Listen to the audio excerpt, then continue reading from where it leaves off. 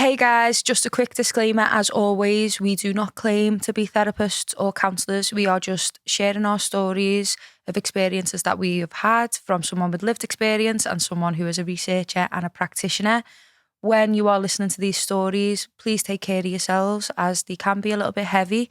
There's some funny stories in there as well. Obviously, we are open to positivity in the comment section, please. Like I said, these are all truly based off people's lived experiences. So thank you so much, and I hope you enjoyed the episode. Love you, bye. Hi guys, welcome back to our next episode of Voices Unlocked Pod. And once again, we have an unreal special guest today, somebody that I've had the privilege of working with for years and years and years. And this is the gorgeous Sarah Beresford OBE, which we're going to come to. Sarah Beresford OBE. Sarah, welcome to our Voices Unlocked podcast. Thank you so much. It's great to be here. We love having you here. So I met Sarah many, many years ago at a conference in Birmingham. Yeah, and somehow right. we exchanged details.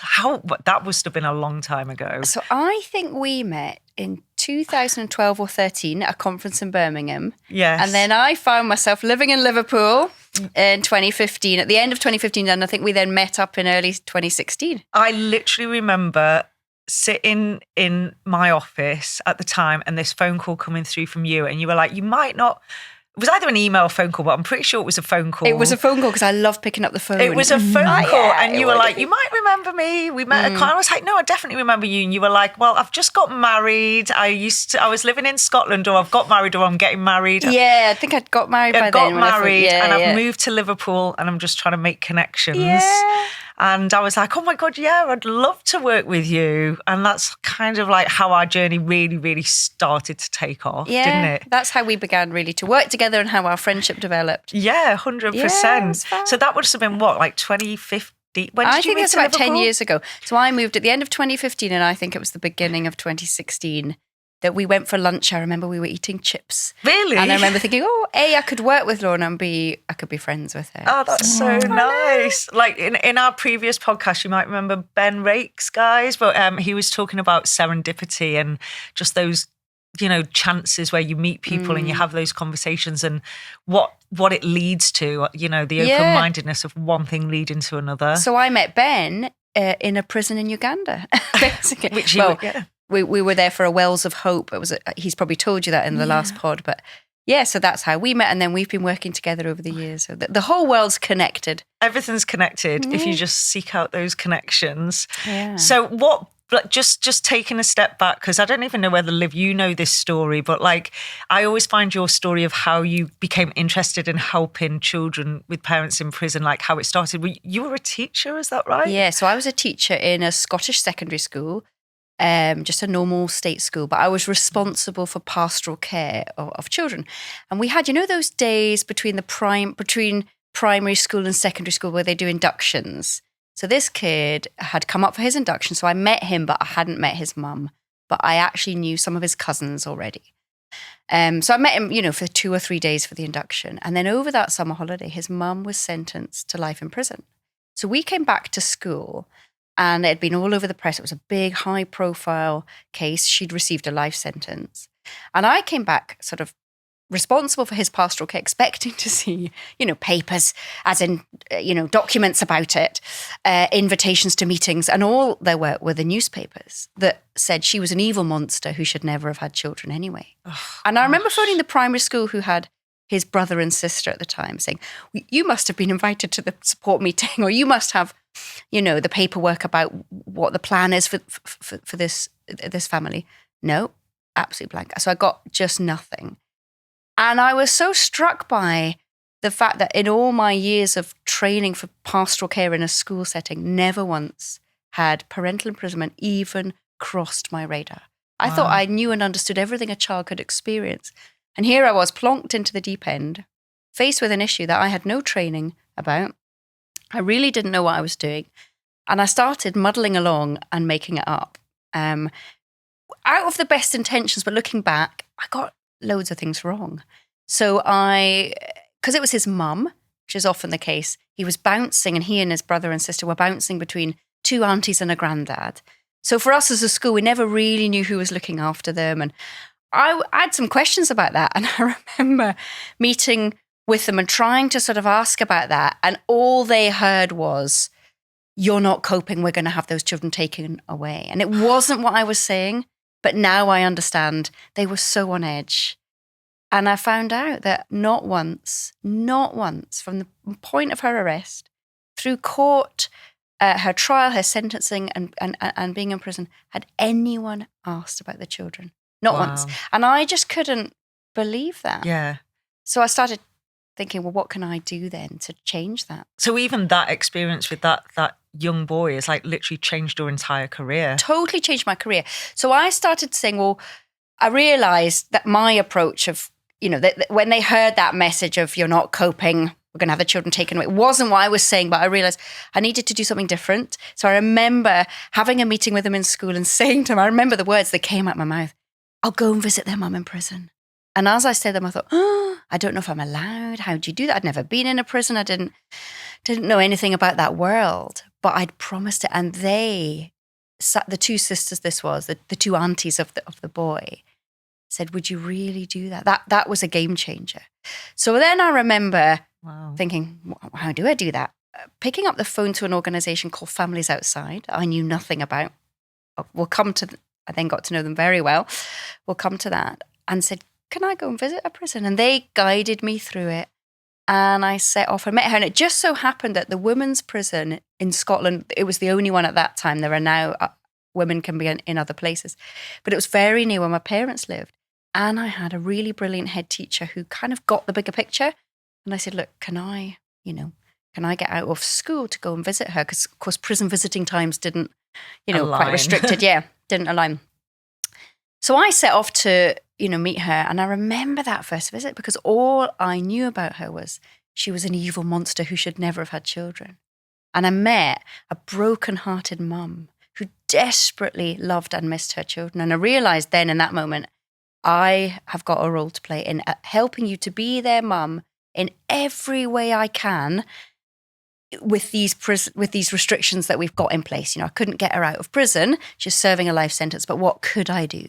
So I just started. For me, it just seemed really obvious. I asked her, "Do you know how they're getting on at school?" No. And I found out that the two aunties and the granddad were barely coping. So they weren't taking copies of school reports. Why?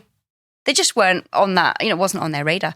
So I said, "Well, would you like to get copies of their school reports?" By this time I had child number 2, and then over time I had all 3 of them. So copies of school reports, photos from school trips, shows you how long ago it was we did telephone parents' evenings. Didn't even think about video at that time.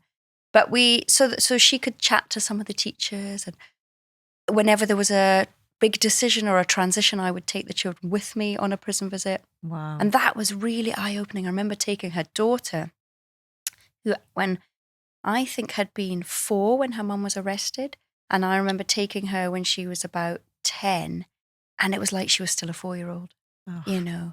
She wanted to just play with dollies like a 4-year-old would. And so for me, it was really helpful to understand what they were going through. And we kind of were on the journey together. They'd had no support. I had never offered support. So we kind of did it together.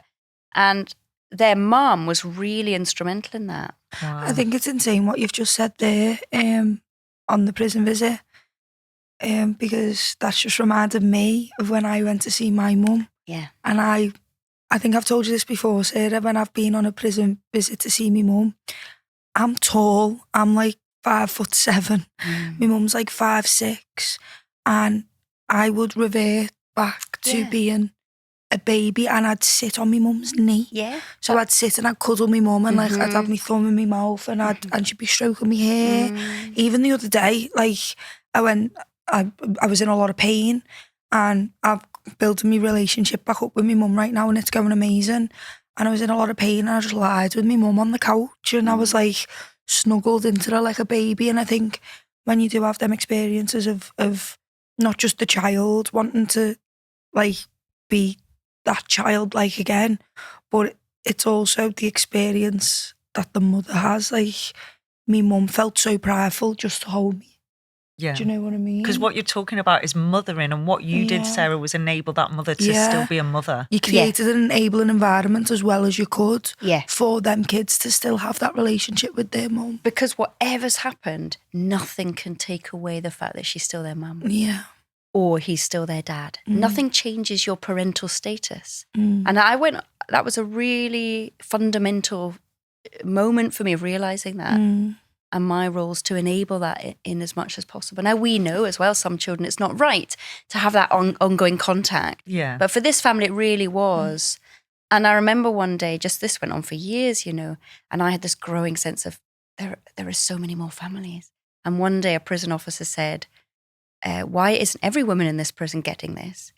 And I went home, and the next day I went to my head teacher and said, I'm going to leave teaching. Wow. I loved it, but I knew I had to get out and do something bigger. So then I ended up joining families outside, funnily enough, and working with them. And that's how I got into this world. Amazing. And we very, very briefly mentioned Families Outside on our last podcast, and the amazing Nancy, who's the founder of Families Outside. But just tell us dead quick what Families Outside is, because obviously that's been a big part of your journey. Yeah, it was. So so when I left teaching, I stepped into a blank page, but it just so happened that the Churchill Fellowship were offering grants to do research around having a parent in prison. So I went to Australia and America. But before I went, because I didn't have a job, I remember picking up the phone to Nancy Laux, who's head of Families Outside, which is Scotland's only national charity that solely focuses on the families of those in prison. And I phoned her up and said, I don't know if you'll be interested in this, but I've got this grant to look at the role of schools in supporting families affected by imprisonment. She just about bit my hand off. That's a gap for us. We'd love to hear how that fellowship goes. And when I was traveling, I was a bit strategic. I blogged for her. I love writing stories and telling stories. So I just wrote a blog every week. She put it on the Families Outside website. I got home, I wrote up my report, and Nancy is someone who opens doors. She said, I don't suppose you want to launch your report in the Scottish Parliament, do you? And I said, oh yeah, okay. So I did. And I'm just sort of hanging out at Families Outside. And then she said, don't suppose you fancy a job here? And one thing led to another. Amazing. And so I was their head of child and family support, and really developing resources to support children through schools and also one-to-one support. Yeah. And it just really aligns with like what we said in the very, very first episode of Voices Unlocked, is that when I very first met you, I was working it out. I was just learning from the young people. I was learning from the connections from other professionals that I made. And, those are the journeys. You've just got to be open-minded and ask questions and stay curious and just work it out as you're going along. 100%. And realising that the children and young people who are living it, you're the expert. So that for me, and I think that's where Laura and I really do align in the way that we work, because the children and young people are front and centre. And the leaders, if you like, you're leading, and I'm listening. We're the facilitators. Yeah, and exactly. they're the leaders. That's the first thing you ever said to me. Is it, Liv? That is the first thing you ever said to me. No, I do. I remember it. Wow. We don't remember that. We were in a support group, and you're in a support group. And I think I had one of the young people on my knee. We were doing arts and crafts, and Sarah come over and introduced herself, and we were having a conversation, and you said to me that, like, you're the leaders, like these are your stories, this is what you've experienced, you're the experts. And I remember being like, yeah, I'm an expert. Yeah. Well, you are. Yeah. Sarah made me feel like, I know what I'm talking about. Yeah, well, you do. And then we had a really good conversation. But I remember the first day I met you. Yeah. You were just you were very warm and like very welcoming and just very easy to talk to. I remember feeling dead comfortable, because sometimes I get like a little bit, I'm not shy. I've never been shy. I wish I could say I was, but I'm not. Definitely not. I'm the loudest person in the room, and it's irritating sometimes. But I remember like I used to get nervous meeting people, so I'd ramble and I'd overcompensate.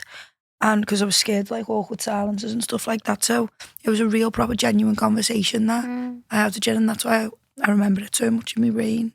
And I think that's the thrust of what I do. It's how do you put children's voices and experiences front and centre so that they get the support they need, but also sort of influences wider policy and practice. Yeah. And I think that like brings us in really nicely to like the project that you've been working on for what, 4 or 5 years? How long have you been working on it? So I've been working on it, I think it's been bubbling away for a while, but I think I formally started working on it in 2021.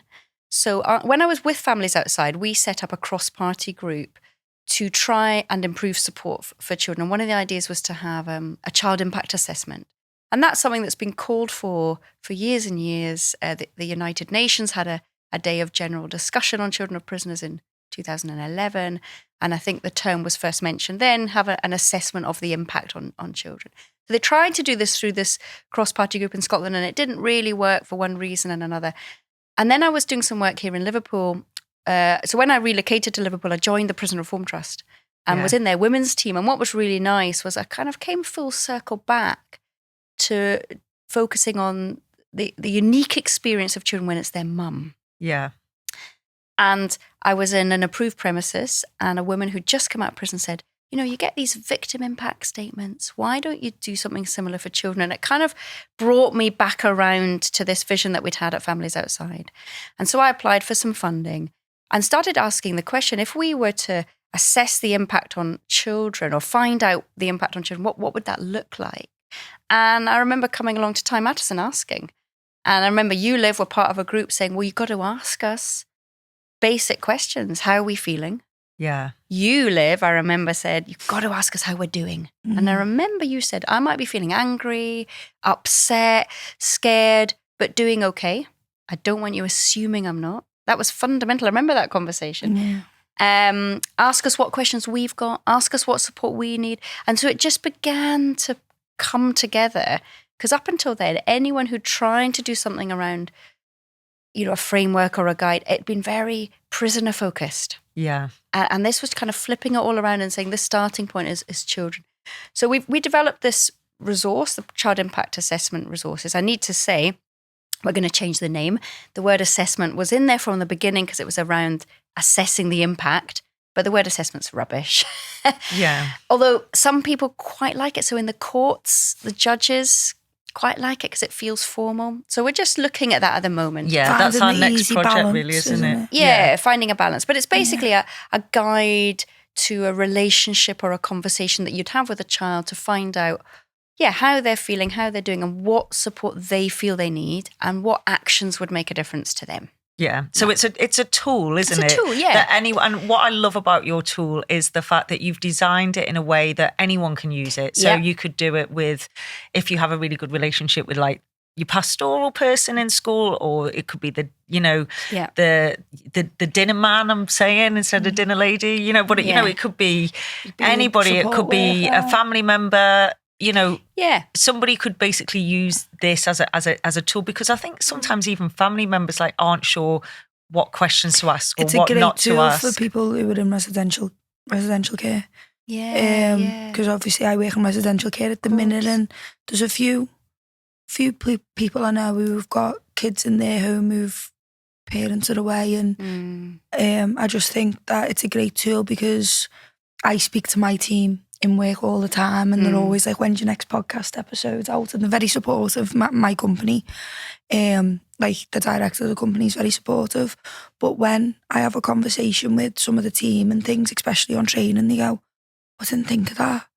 Oh, I didn't think, even though it is one of the ACEs, you don't. It's literally one of the 10 ACEs, but I've said it in podcasts before, people don't think about the impact on the children. And I feel like, and I think especially with children in residential care, because they're already in residential care and they don't really see the parents as often, and they already have supervised contact, that they don't think it'd affect them as much.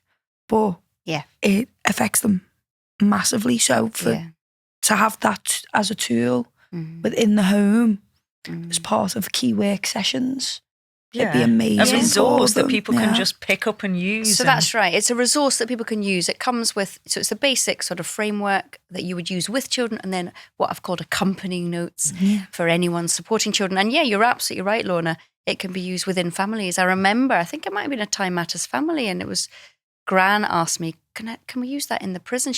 Her daughter was coming out and the children were a bit nervous. Yeah. And I said, yeah, of course. So she was able to print it off. The prison said she could take it in, and they used those questions about release to talk about what's going What are your on fears for you. around release? Yeah. And so they were able to put together a little plan as a family. So that's what I wanted it to be. Really flexible, able to be used in lots of different contexts. The challenge with that is making sure it is used. And that's what I'm working on at the moment. How do you make it something that's there and available without making it statutory? As soon as you make something statutory, it becomes something very different. Yeah. And families do not want that. Me and Liv are looking at each other because it's just conversations that we've had today and on other days. And I think you're right. And I think that's why Time Matters, works really well, because it's an opt-in, charitable service where you don't feel like you're having something kind of forced on you. It and has to statutory be. Things feel a bit punitive sometimes. I don't know. It has to, in circumstances like these, it has to be an opt-in or opt-out type of situation, because no one's story is the same. Everyone is unique to their own story. People need different types of support when it comes to stuff like this. And, we've always said it's different if you lose a parent, and, if lose a parent in a sense of a parent passes and you grieve them. Yeah. Ambiguous loss is different. Disenfranchised grief is completely different, because you're dealing with something where you're in a revolving cycle that just actually doesn't stop. Yeah. It's a grieving process that you don't get to the acceptance stage, because there's so many different stages of what you go through. And a lot of the time, children will be at home with, let's say, grandparents, and they're quite good where they're at. They're happy that I don't want to have contact. That's fine. I don't feel like I want support. I'd rather go and have a game of football with my mates. Yeah. That's fine.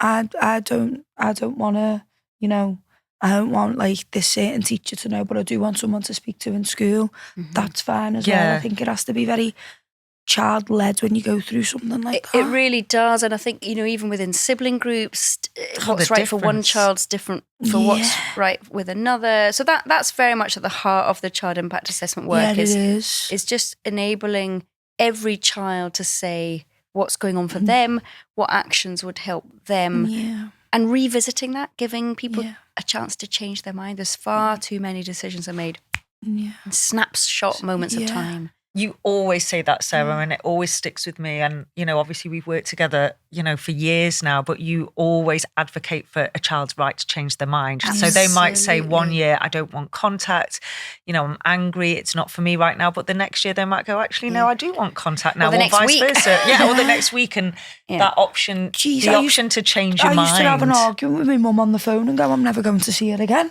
Exactly. And then 2 days later I go, I want to go on the family day. Like, young children change their mind constantly. It's out of constant. They react on the spot.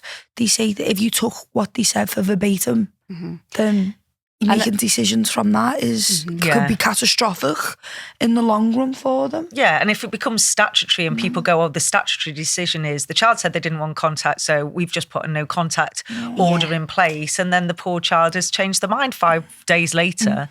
Exactly. So that's why it has to be this charitable opt-in. I think so, and offered to children and open, and let's review it, and it's okay to feel differently next time we meet. And, all of that I think is really, really important. A lot of the time as well, children, especially children who are neurodiverse and have got autism, ADHD and things like that, it's like if I ask a child if they want to go on an activity that they've never been on before, they'll immediately say no if they're neurodiverse, because they don't know what it's like, they've never experienced it. Where do they go and what's the route? They play out a million different conversations in their brain, so they're automatically, no, I'm not comfortable, I've never been there before. So imagine a child who's autistic wanting to see the parent, but the parent is in prison and they've got to go on a prison visit and they've never been on one before. They don't know what to expect. So if you turn around and say to them, I know your parents away, there's a chance for you to go and have prison visits. We can book one next week if you want to go. I can guarantee a child who is neurodiverse will automatically say no off the bat, because they don't know what it's like. So until it's you've had the the way experience. You approach the situation, explaining what it'd look like, how it'd play out. I said to you what my nan did is my nan Did the visit first before I found out about my mum being away, and told me there was a play area. I heard PlayStation and I was like, I'm there. Do you know what I mean? But that was the way my brain worked. It's how you tell the children, because they could say no at first, and that is absolutely fine. Yeah. But we will revisit this conversation again, because I can guarantee the next day that child will be crying to me saying that they want to go and see the mum. Yeah. You know? And what I love about your tool as well is that you've got different versions. So you've got one like my dad is in prison, or my sibling is in prison, or my mum's in prison. You know, so you've got like a flex, and it's gone through like 4 stages. Is that right? Like how? Yeah. So we're continually adapting it. We've added new sections. So we did one around my brother. I have children who have a brother, and we will have a sister version and other family member. But when we were doing the brother one, I spoke to children and young people who had or have a brother in prison. And it was really interesting. It's such an obvious thing. The experience was so different. So for some of them, they were really scared of their brothers. For some, they hero worship their brother. And I realized, or I think it was one of the young people that said, you need a section where children can explain who their brother is to them. Mm. And then I thought, so we added that in, and then we added that into the mum and dad one. So we're continually getting feedback and realizing this is a moving thing. You know, it's not set in stone. A bit like, I love the fact it's adaptable as well. Yeah. Because I remember being young, I went on a prison visit to see my mum, and there was 2 little kids there with families, and there was like 2 people. I remember 2 people being on a visit. I remember seeing them sitting there, and it was a mum and the nan. So the mum and the nan had obviously been in prison together, and they had it must have been a family day because everyone was all together. So these 2 young people were seeing the nan and the mum. That's interesting. Visit. Yeah. And I just remember that being like, it's so insane to me. And we had a support group this week that you came to, Sarah. Yes. That seems like 2 days ago or something. It was just 2 days ago. Literally 2 days ago. But I know that one of the families that came, dad was away. He's come out, or he was potentially going away and he didn't go away. Something. It was a very short-lived situation. But granddad is currently in prison. So it's true. You can have different family members or multiple family members, and it all affects you differently. But you still feel that. You need that. Yeah, that extra help. I mean, and do you know what? Can we just say congratulations to you, because you have managed to get it like used in so many contexts nationally, you know, in courts, and, you know, and rightfully so, you, because of your child impact assessment tool, you know, you got awarded an OBE this year. Sarah Beresford OBE. That still feels a little bit unreal. When did you find out? Was it January or something? So I found out in November, but you're not allowed to say anything. Oh, and then I remember you texting me, and I was like, "Yes, Sarah." And then they announced it in the New Year's Honours, and then I met Princess Anne in February. But as I said, I think it was in a Prison Reform Trust newsletter. You know, really, that belongs to young people like you, Liv, and to all the children, because I couldn't do my work without them. And I think what I'm really passionate about is not just each individual child's story and their needs and what would help them, but how that story can inform wider policy change. Yeah. And we've got some great examples of how we work together, where we listen to an individual child who says, for example, it was horrific watching my dad, my mum being arrested. So then we get a group of children who've had that experience and create a resource for police officers that can now be used in training. Exactly. And as well as, you know, child impact assessment isn't the only amazing thing that you've done. And whilst we've got you as a guest, I think we should just spend like a few minutes talking about HMPS and Think Child, because that's been a massive part of our professional journey together. We're going into the 5th HMPS Think Child year, you know, which is a whole journey in its own right. But yeah, do you want to just say how that came about? And well, I did a little, when the child impact assessment resources were published, I did lots of online kind of popping up at this meeting or that conference. And so I, for some reason, got to speak to the HMPS safeguarding leads. Like, there was a group of them, and their boss, I can't remember his name, tasked his colleague TJ to get in touch with me. And I remember TJ phoning saying, we've got this Think Child campaign. this would be great. You know, can you come and speak at it? And I said, I could, but you'd be much better hearing from a young person. So we had one of the Time Matters young people. And ever since then, every year, we've done that. We've brought children and young people, some quite young, some a bit older, to talk about their experience. And there are hundreds of people who attend.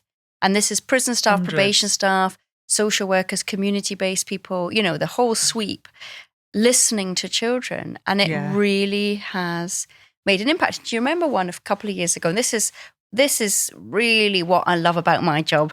It was Aaron speaking about, I think about probation actually, or I can't remember if that was his topic, but at one point he said, you know what, you really need a leaflet for probation so they understand.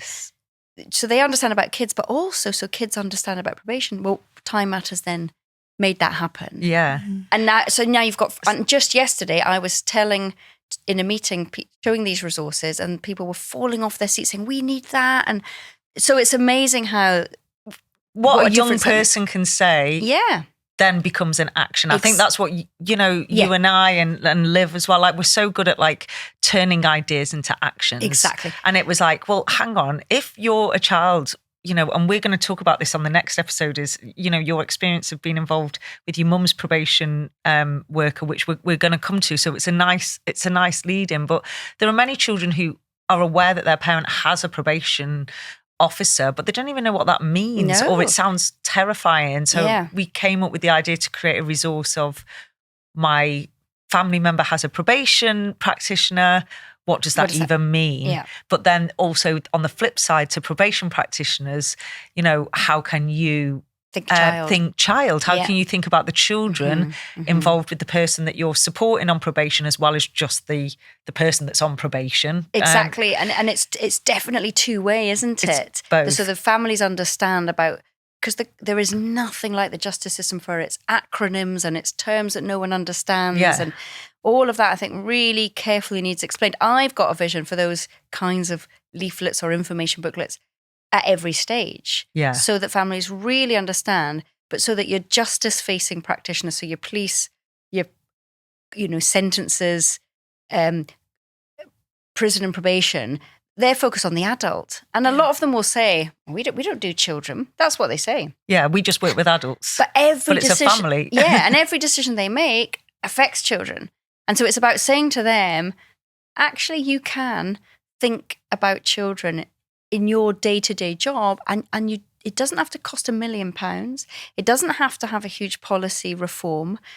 Time and again, every year in the Think Child campaign, what do the children say when they're given the final word? Just be kind. Every time. I could almost write the script now. Every single one of them, and they've never known what the others have said. Yeah. It's be kind. Yeah. And we hammer that message home, because that is absolutely at the heart of any reform that's going to happen, and it doesn't cost money. Yeah. And it's something we can do today. Yeah. And so that's another thing I'm really passionate about. What changes can we make today that will change the wider system?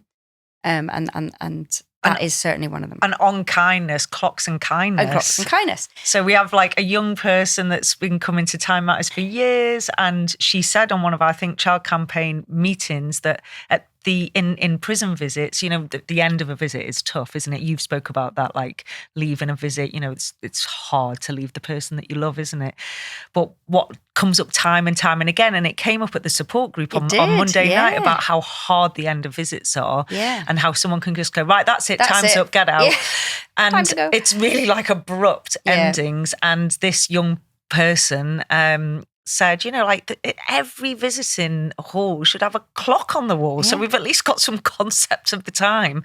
And as a result, you know, it became a thing, didn't it? A policy. So what happened was, do you remember it was two of the young people in the Think Child campaign of 2024, I think, I want to say, mentioned in a little video, I wish there was a clock on the wall. So the guy who runs the Think Child campaign bumped it up the chain, so the head of the whole of HMPPS saw it and said, why hasn't every single prison visits room across the country got a clock? That's ridiculous. So they created, because they'd also said about being kind, the Clocks and Kindness campaign, to say every prison visits hall in England, you know, should have a clock, and staff should be kind. Well, one of these young people was on a prison visit just a couple of months ago. And in the hall, there was no clock. So what did she do? She spoke to a prison member of staff and said, do you not know about the Clocks and Kindness campaign? I started that. You should have a clock on the wall. And that member of staff, to his credit, went and got a clock and put it up. And the whole visits hall applauded. Her mum told me the story. So there you've got a young person expressing her needs. And I'll come to this actually because I think it's really important. Saying what she wants, and it's a clock in the visits hall. And so we respond to that need, but we don't just do it with her. You create national change, and then you create a young person who's got the confidence to challenge it, speak truth to power, and say, hang on a minute.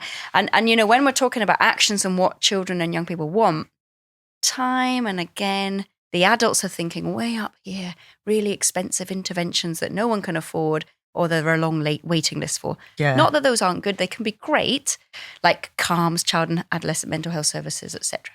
But time and again, what children want is a clock in the visits hall, a photo of dad's cell, to understand what mum does all day. What food does he eat? Can I have a special call on my birthday? Those actions are really deliverable. Well, it's always in life, isn't it? It's the little things that make all the difference. Of my mum. Did you, Liv? I always wanted a picture of my mum. Yeah. Because I'd see her on a visit.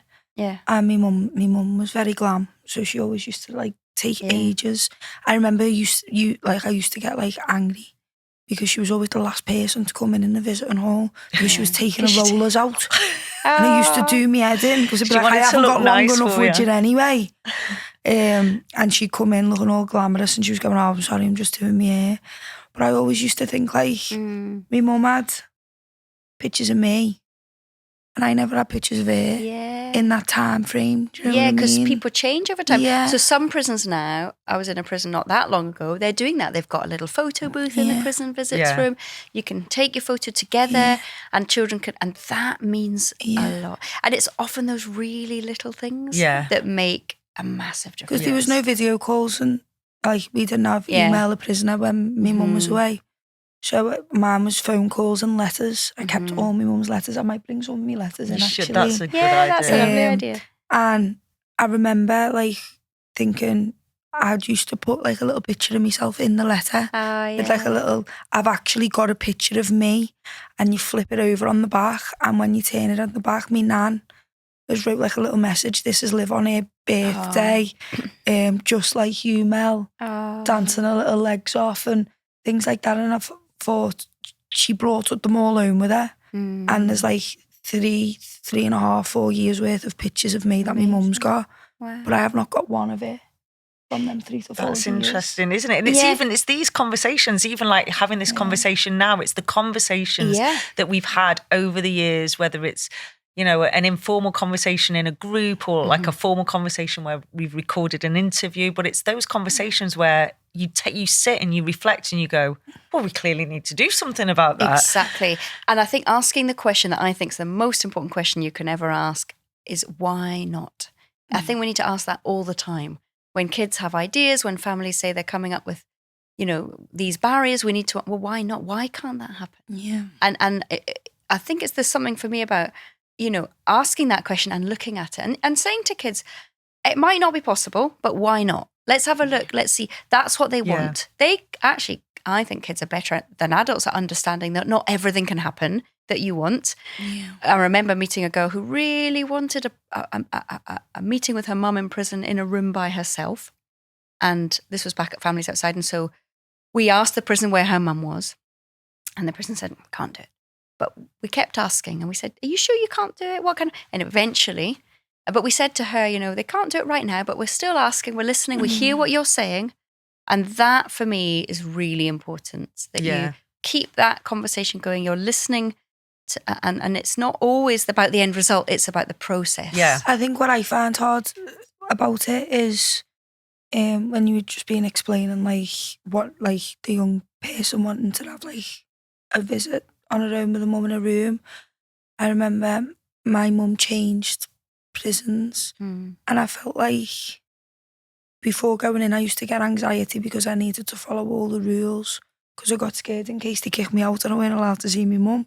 Yeah. And I remember being in one place I could hug my mum and kiss my mum and sit on a knee I remember when she got moved to the other place, I think I must have burnt my nan's head out in the car because I was asking, well, can I give her a hug in this place? Can I kiss her in this place? Can I sit on her knee?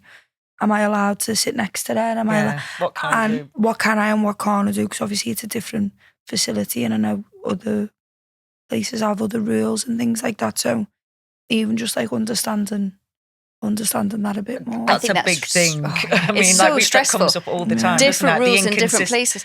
And also, even in the same place, the rules changing from one day to the next. Yeah. That's very stressful. And I think it's different people who work there. I think, obviously, we used to have some... Me nanny Ginger, everyone knows what me nanny Ginger's staff, like. Yeah. But me nanny Ginger used to get along with all the staff and they used to go, do you want a job here? Like having a joke with her. But there was some that you couldn't have a joke with. So there was some officers that let me sit there on my mum's knee and hug her and things like that. But other officers I had to... Inconsistency, I think, comes up and a lot. that's hard, especially with young people. Consistency Very is key, especially with child development. And neurodiverse children. Yeah, and families, neurodiverse children, especially when prisons are getting so much better in visiting halls, creating an enabling environment. That's what I stand strong on, because if you are taking these young kids into a visiting hall, it needs to be... I'm not sitting there looking at white walls.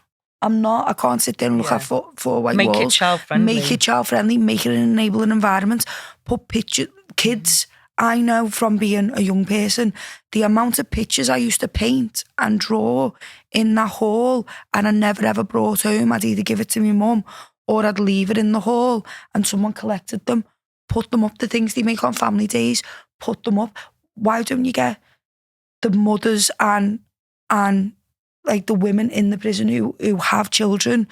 Why don't you get them involved in creating an enabling environment for their children, what you do for your own child at home? Yeah, exactly. When you're at home, you're decorating your child's nursery or their playroom, you're doing it for your child. If your child's coming in to see you in that visiting hall and that's your time with them, get the women to create what they'd like it to look like for their kids and how they want to make it enabling by putting pictures, drawing pictures and putting things on the wall and getting them to decorate it. I think some establishments have got a lot better at doing that and some haven't, and so we always say that with in Time Matters groups when people talk about visits, is some people will be like, oh, I love my visits, they're so child friendly, we get to do all these games, I'm really, it's good. And then other people are like, I can't do that. I can't do that. And I think for me as well, it's got to go deeper as well. There's a lot of frippery in prisons, so they've got like, I remember visiting a prison, it was all flashy sensory room for children who are neurodiverse. No one was using it. No. I spoke to some prisoners, they didn't know how to have access to it. Yesterday at this week at the support group, one of the families said, oh yeah, there was a neurodiverse room, but we were never allowed in. And wasn't open. And you just think, so sometimes prisons have to, it's not just what it looks like on the surface. Yeah. How does it actually work? And how do you make sure not just a tiny proportion of the families visiting benefit? Because that happens a lot. Yeah. How do we make sure every child, whether they are visiting a prison or not, whether they have contact with that parent or not, or an ongoing relationship, gets the support he or she needs? And how can that support be, distinct from what goes on in a prison? It can't be related to the prison. It's not children's world. Yeah. You need to make sure prisons are child-friendly and where children can visit. But it's got to be about support for children in and of their own right, in their context. Meaningful. Yeah, and that's the heart of the child impact system. It is. And and then I just kind of want to ask you, you've been coming to so many Time Matters support groups over the years. Sometimes we've had a very specific agenda and things we want to ask, and sometimes you've just been there. What has that been like for you? Oh, I absolutely love Time Matters. So it's just great. Every time I'm there, I think I learn something new every time, because just the way that the children and young people and adults share is always so moving. I'm always moved to tears. And I'm always in awe of the families. And it does feel like a family, one big family, Time Matters. And I think the way you lead it, Lorna, the kind of space you create, it's just fantastic that you've had people who've benefited from the service, who are now giving back to it. All of that. I think it's brilliant. And I think that's why we work well together, because I'm really keen that Time Matters is front and centre in the government's considerations around their manifesto commitment. Yeah. You know, it doesn't cost a lot of money to run Time Matters if you think what it costs to run a prison. Yeah. No, it really doesn't. You know, and that's we need more money, though. Anybody out there in the government leadership, we could do with some sustainable funding. Of course if you're listening to this podcast. No, of course. We have this amazing young lad who's been coming for about a year or so. He's probably one of the quieter members of the group. In fact, he's asking for you. You know what I mean? You live with his mentor. Him and his sister. They came to the group on Monday. They were like, "Where's Liv?" I was like, "She's on holiday." Yeah, no, but they're like, "Please." Yeah, no, they're dying to see you. I'm going but in next week. He's had a really tough time, you know, school and being separated from dad, and it's not been an easy journey. But he came. We had this amazing meeting with Josh McAllister. Hi, Josh McAllister. Hi, if you ever want to Josh. come and be a guest on our podcast, you're welcome. Thank you, Josh, for coming all the way to Liverpool and hearing about Time Matters, and thanks again, Sarah, for your brilliant ability to make connections and help facilitate that and lead on that.